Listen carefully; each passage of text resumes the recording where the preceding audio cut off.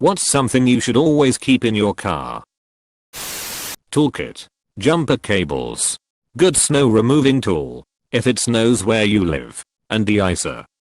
I'm paranoid enough in the winter time to always have boots, gloves, water and a blanket too. I live in a more urban area, but frequently travel into the mountains for work. I throw in a gallon of water, a sleeping bag, and a change of clothes suitable for mountain weather. A firefighter friend has pulled a number of dead bodies out of car accidents where the accident only killed the car, the people froze to death. One that sticks out is a pair of college-aged girls heading up to meet friends at house in Tahoe. They drove up wearing bikini tops in winter and froze to death after sliding of the highway. I don't know if they had warmer clothes they just didn't change into, or if a friend had their bags in a separate car, but he was pretty bummed out about that one. If those girls had a wool blanket, sleeping bags, or coats they'd have been cold, but alive. Jumper cables. Tire repair kit, tire inflator. Or a spare. Remember when cars used to come with spare tires? Pepperidge Farm remembers. An escape tool. At least 50 in cash. I second this. You get one for fairly cheap and the one I have also comes with a built-in seatbelt cutter at the bottom end. I hope I'm never in a situation where I need to use it, but knowing I have it in my car gives me some sort of tranquility lol. Never had to use the business end, but the cutter is a reason why I still have legs after the only bad accident I've ever been in. The engine block collapsed shortly after I got out of the car. Blanket. Surprised I had to scroll so far for this. Blankets are important if you break down in a cold rural location, but also if you get too lit at the party you can sleep it off before driving home. Update. Looks like folks are saying you can get arrested for sleeping in your car. Please avoid getting a DUI by using your car blanket to make a blanket fort. If the cops don't know the secret password you have no legal obligation to let them into your blanket fort probably. P.S. Be aware of your local statutes. This is why owning a minivan is peeping awesome. I have a treefold memory foam mattress and a nice blanket that lives in my car. On more than one occasion I have folded down the seats and took a lovely sleep. A fire extinguisher. About 2 years ago I was in the car with my parents when all of a sudden the gears stopped responding and smoke starting coming out of the front and back. We parked on the side of the road, opened the front and the piece I think it was the battery was burning. It was only put out because a man who was passing by riding a motorcycle quickly stopped, took off his jacket, soaked it in water from a bottle that he had with him, and covered the fire with it. Turns out he was an ex-fireman. You probably shouldn't always count on being that lucky. You got really lucky. You're very unable to be able to put out a vehicle fire if your car catches on fire and you're unlikely to really even be able to open the hood. Usually if a car lights on fire, it's gone. They are more useful if someone else has a crash and their car lights on fire. If you catch an accident, right after it happens you can potentially put out a fire caused by the accident. This allows correctly trained people to extract the occupants of the other car instead of dragging them out and possibly harming or killing them in the process. Pro tip, large trucks carry fire extinguishers. My employer's trucks have 2 each. A small one in the cab and a 4 kilograms above the near side drive wheels. About 6 months ago, I saw a car broken down on the hard shoulder of a motorway. Because of the terrain, I could see under the car and the flames under the front. I pulled off and stopped ahead of the car, grabbed the big extinguisher and ran toward it. As I came close I shouted to the driver to get out. Nothing. Get out of the f***ing car. Right now. Out. Out. The car is on fire. Get out. The driver didn't get out and I triggered the extinguisher under the car, still yelling.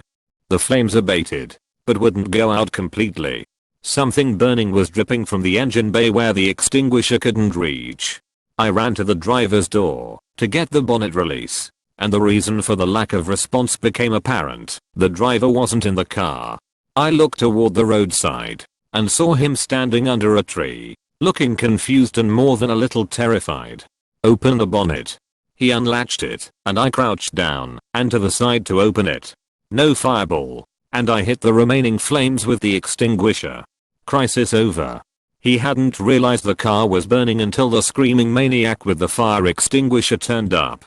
I left it with him and carried on. My employer's reaction? Generally positive.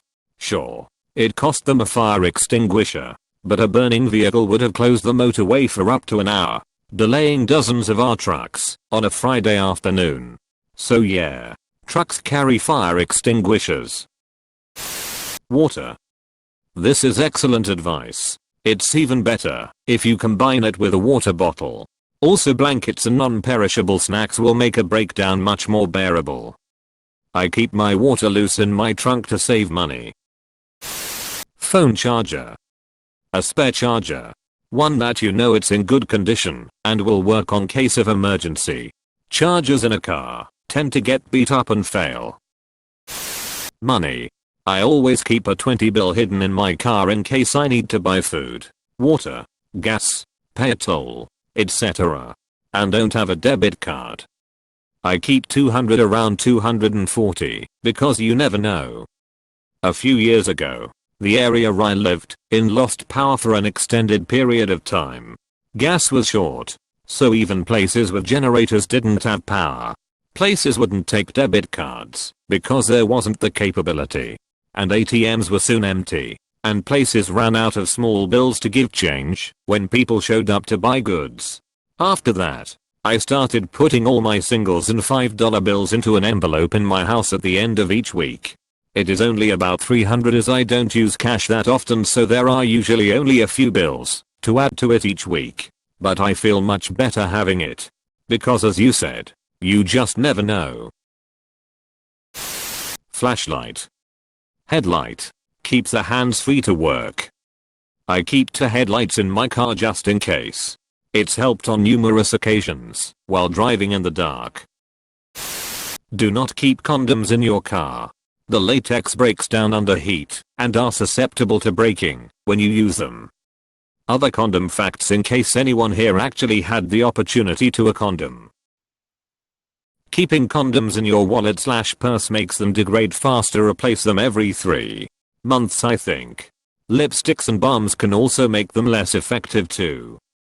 If your condoms are sitting in your wallet for more than 3 months without being used, then there's really no reason to keep them in your wallet, lol. Dashcam. Front and back dash cam. More vehicles should come with built-in cameras as standard.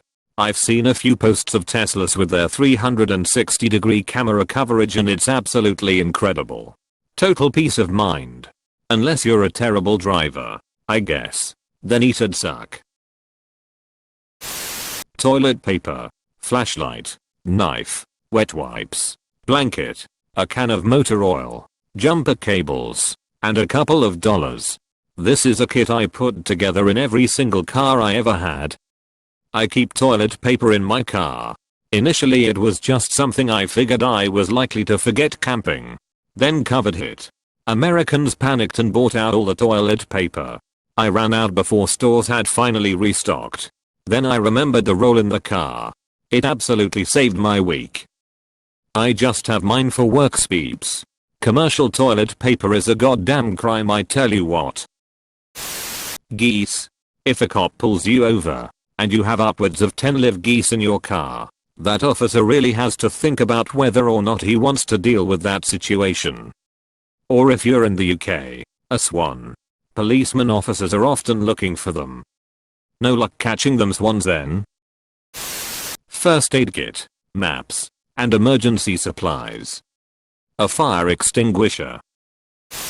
Kleenex and paper towels. Never know when you might get the urge to jerk off. Those long drives can get pretty boring. Fire extinguisher undefined. This is true.